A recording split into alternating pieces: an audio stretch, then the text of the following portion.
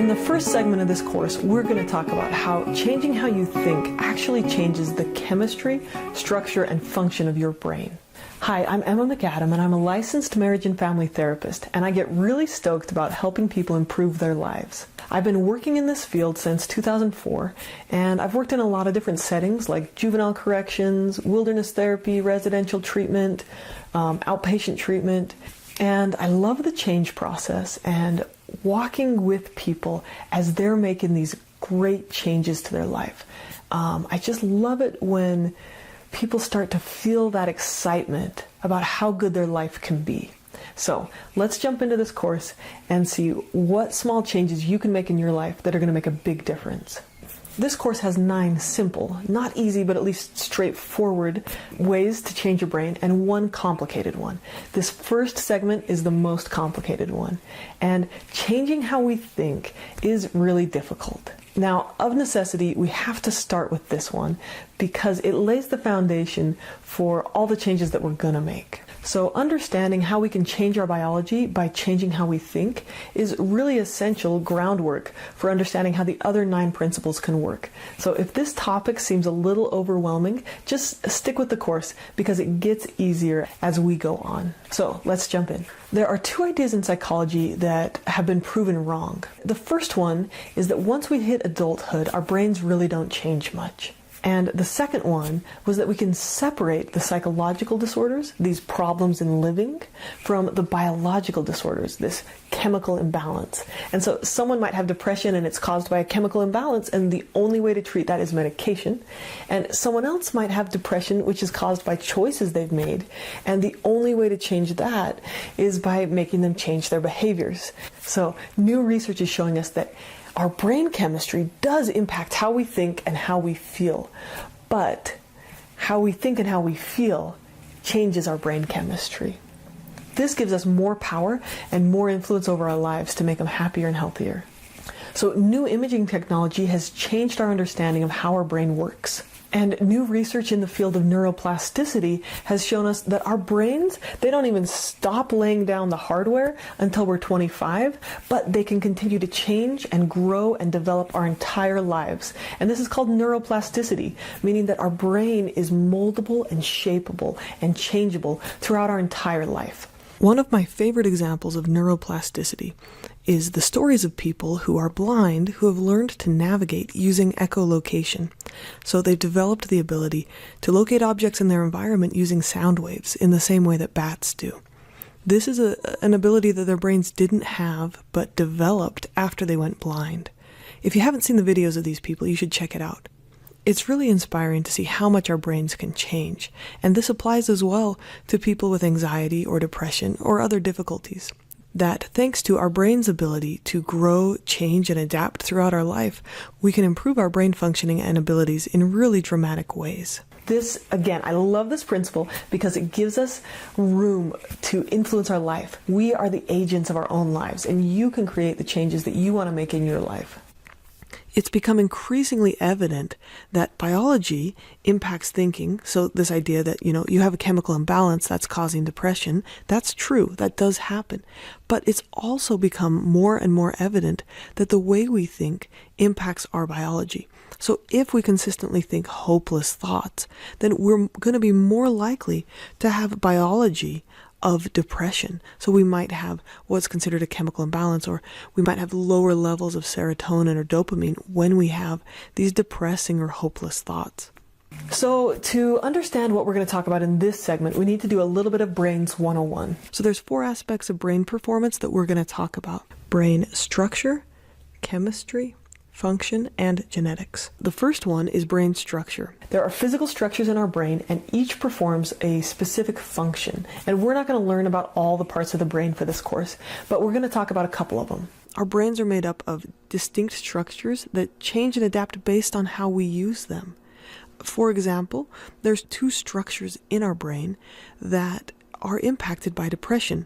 The amygdala is the part of the brain that processes fear and the fight, flight, freeze response. And in people with depression, the amygdala has been shown to be larger and more active. Another part of our brain that's impacted by depression is the hippocampus. The hippocampus processes emotions, and it's been shown that in people with depression, the hippocampus is actually smaller. It shrinks when people are experiencing depression. The really cool thing is that some recent research and multiple studies have shown that the hippocampus has the ability to regain its size after a bout of depression. So in patients who were experiencing depression, they attend 8 weeks of therapy, and their hippocampus was measured before, and it was shown to be smaller, and then after therapy was measured and shown to be larger. So the hippocampus can change its size just based on something like talking with another person who's helping you change how you think. When it comes to brain chemistry, our brain uses chemicals to communicate, and these are called neurotransmitters. The main ones we're going to be talking about in this course are serotonin, which has to do with confidence and happiness, dopamine, which is kind of the reward chemical and pleasing chemical, norepinephrine, which has to do with decreased pain sensitivity and feelings of elation, oxytocin, which has to do with bonding and love, and GABA, which is associated with anxiety and stress. Medication is not the only way to treat a chemical imbalance. So while depression or anxiety can be seen on a chemical level inside the brain, that doesn't mean that your only option is to change those chemicals by adding chemicals to your body, like medication. Now, again, I'm not against medication. I often recommend that my clients go to see a doctor to get some medication options. However, it's not the only way to impact our brain chemistry. So cognitive behavioral therapy, changing how we think and act, has been shown to be as effective as medication as a treatment for mental health disorders like depression and anxiety. How we think affects our brain chemistry. So here's an example. If we interpret a situation like a work assignment as being threatening or impossible or overwhelming, then our brain releases chemicals like adrenaline and cortisol. Now, people with depression and anxiety have higher levels of adrenaline and cortisol in their brains. And this creates a heightened stress response. So a cycle of being stressed out about being stressed out. And they tend to get more stressed out than the average brain, than a person who doesn't have depression. It has been proven that with many people, if they are taught how to think differently about a situation, how to interpret that work assignment as not being stressful or overwhelming, then the brain releases less cortisol and is less flooded with adrenaline, and therefore creates a more healthy balance of chemicals inside of it. So we can actually change those stress chemicals. We can decrease the level of the stress chemicals in our brain by changing how we think. The third aspect of our brain that we're going to talk about very briefly in this course is brain function. How we think changes our neural pathways. So we think along these little neural channels, and they're like roads. And the ones we use the most become broad like highways. The ones that we rarely use are narrow and thin. And when we don't use them at all, they get trimmed off because the brain likes efficiency.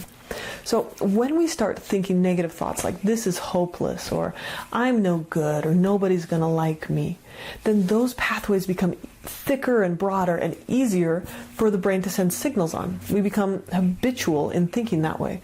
And that shows up in our biology. But when we change how we think and we start thinking hopeful thoughts like I can do hard things, or I can reach out and love other people and they're going to respond with love to me, then those neural pathways become broader and wider, and those physical structures in our brain actually change. The last aspect that we're just going to talk about briefly is our genes. Now, we know there's a genetic aspect to mental health and mental illness. So depression tends to run in families, and anxiety tends to run in families. For many people, this feels like we're predestined to feel the way we feel. Now, there's some recent research that's coming out that's really exciting, that has shown that we have the ability to influence which of our genes get turned on and which of our genes get passed on to our descendants based on the experiences that we have. So how we respond to our experiences and how we think can impact which genes get turned off. And this emerging field is called epigenetics. it gives us some degree of influence over a very impactful part of our mental health, our genes. So therapy isn't the only way to change our thinking, it's just the one that has the most research behind it. So cognitive behavioral therapy has lots of research showing that it's effective for 65 or 70% of people when it comes to improving their symptoms of depression and anxiety. And we know that it works because it not only changes how we think, but it changes the biology that's going on in our brains. There are other ways to change how we think, things like self-help and courses and seminars, books and new experiences can all change how we think. Cognitive behavioral therapy is just one way that's been refined down to a skill that is a very efficient way to help people change their brain chemistry. Now, I realize that this segment has kind of been more of an overview, and if you'd like to learn one specific way to change how you think, check out this video I made on black and white thinking. When we resolve black and white thinking, we increase our brain's ability to be healthy and happy. So, if you want to change your brain chemistry, start changing how you think.